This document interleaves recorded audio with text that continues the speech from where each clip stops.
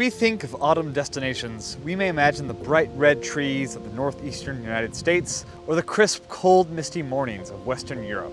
But with 42% of the country spanning wilderness, China is one of the best places to see nature show off its colors before winter.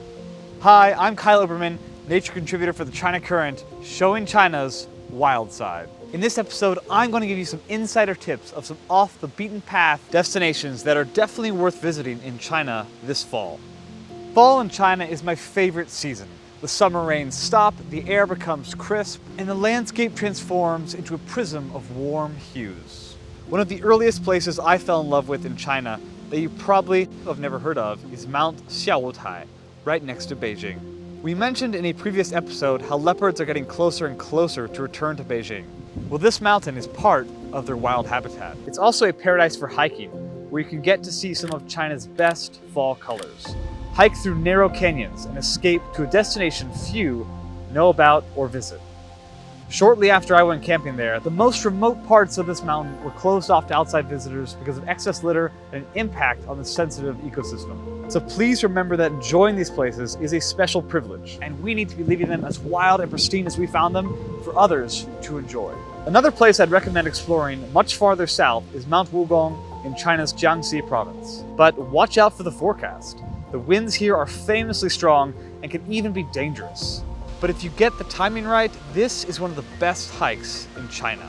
Further inland, the Enjiao Desert Poplar Forest in Inner Mongolia is truly one of a kind. The golden poplars framed by the desert and reflected in these desert oases make this location one of the most special experiences in China that is impossible to find elsewhere in the world.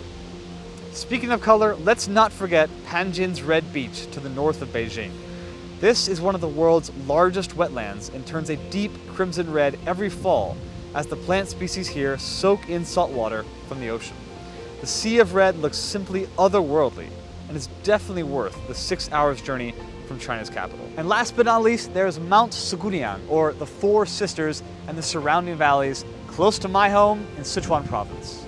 This is one of my personal favorite destinations, and it's only a 3.5 hours drive from Chengdu to the base of this Himalayan peak of over 6,000 meters in the Tibetan regions. Here, you'll not only encounter Tibetan culture, but an entirely different ecosystem filled with golden Chinese larch and also snow leopards, although you probably won't be lucky enough to see one.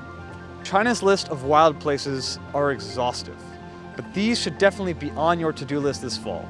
Getting out into nature is the first step in learning to appreciate and take care of it.